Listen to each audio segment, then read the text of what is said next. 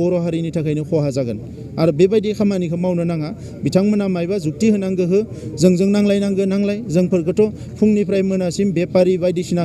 होननानै रायो जों जेबो होना बिथांमोनखौ नाथाय मोनसे सुक्तिखौ जेला चेलेन्ज खालामगोन बिनि उनाव बे गोरोबथानि सानि केसानो गाबोन बिटिसिखौबो बोनानै लाबगोन गासैखौबो बोनानै लाबगोन रेफारेन्सआव बिनि उनाव नों मोननाय गोहोआबो सेस जागोन गोहोखौ बारायनांगोन ना गोहोखौ खोमानांगोन दा बे खोथाखौसो बिथांमोना बुजिनाया मोजां सार बिथांमोना दि गामि बिटिसिनिफ्राय गामिखौ दानख'लांनायल' जागोन होननानै मोनसे अजद बेखौ ओरैनो फोसावदों बिथांमोना राजखान्थिनि माखासे खैसारि सादों बर' आइ आफा रायजो राजाफोरखौ थगायनो नागिरदों आङो दिनै सासे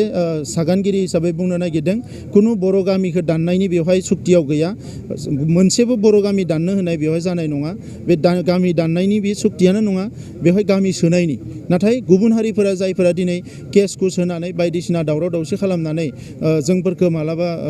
अलखदाव खोख्लैनो नागिरो बे बर्डार एरियानि मोनसे मोननै गामि जायफोरखौ दानथावनो हायो 50-50 जादों बै गामिफोरखौ गुबुन हारिनि दानना हरनायनिसो बे सुक्तिया जादों सार मैया जोंनि मुसुखा सावनायखौथ' नुवाखै आङो माबायाव चिरां जिल्लानि मोनसे गामियाव गामि दानख'नायनि सायावनो बिथांमोना गामिखौ दानख'यानोखा बेखौ थगायजादों बिथांमोनखौ माखासे गोसोम मुखा गानग्रा लिडारफ्रा थगायनानै बेबायदि खालामदों 67थि बर' थुनलाइ आफादनि बोसोरारि जथुम्माया तामुलपुराव फैगौ 27, 28 आरो 29 अक्ट'आव खुंनो थाखाय लानाय जादों दा बर' थुनलाइ आफाद होनना बुङोब्ला दुलाराय बर' माहारिनि थाखायनो जोङो बयबो मोनसे मोजां खौरां बर' थुनलाइ आफादनि जथुम्माखौ बयबो नेनानै थायो बबेयाव जागोन माब्ला जागोन दा देग्लाय बियो तामुलपुराव जागोन जेरावनोखि पुरा आसामनिनो मोनसे सेन्टार प्लेस मिडिल प्लेस मोनसे दा बेवहाय बर' थुनलाइ आफादनि जथुम्माया जागोन दा बेखौ गाजा गोमजायै खुंफुंनो थाखाय नांगौ जिखिनि बेबस्था बेखौ खालामबाय थानाय जादों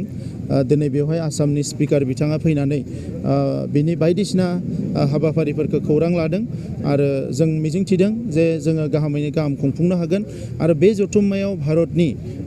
प्रेसिडेन्ट अफ इन्डियाया जेला फैगोन बियो आरोबाव मोनसे मोजां मोनसे हिस्ट्रिक जागोन होननानै आं सानदों मानोना भारतनि फार्स्ट सिटिजेना फैनानै जोंनि बर' थुनलाइ आफादनि जथुम्मायाव बाहागो लानानै बिथाङा बिबुंथि होलांनाय लोगो लोगोनो जोंनि थुनलाइ आफादनि मर्यादाया आरोबाव गोजौआव थांगोन बे सारा भारतआवनो बयबोजोंबो मिथिजानाय मोनसे अबस्थायाव फैगोन दा बिनि थाखाय गोलाव सम जोङो लामा हान्थिनो गोनां जादों बर' थुनलाइ आफादा गोबां संघातनि गेजेरजों फैनानै गोबां दिनै लेखा लिरनायनिफ्राय लानानै रिसार्च खालामनायनिफ्राय लानानै बर' राव थुनलाइखौ जौगानायनि गोबां खामानि मावबाय दा बे आफादनि जथुम्माखौ गाजा गोमजायै खुंनायाव तामुलपुर ओनसोलजों लोगोसे खाथि खालानि गासैबो जिल्ला गासैबो सुबुंफोरा बेखौ मदद खालामगोन जों बेखौ मिजिंथिदों आरो अबंलावरिनि अननायाव बै सानथामा बोथोरा मोजाङै थागोन आरो जोङो जथुम्माखौ बर' थुनलाइ आफादनि मिरुआ हास्थायनाय बायदियै गाहामैनो गाहाम खुंफुंनो हागोन जों बेखौ मिजिंथिदों।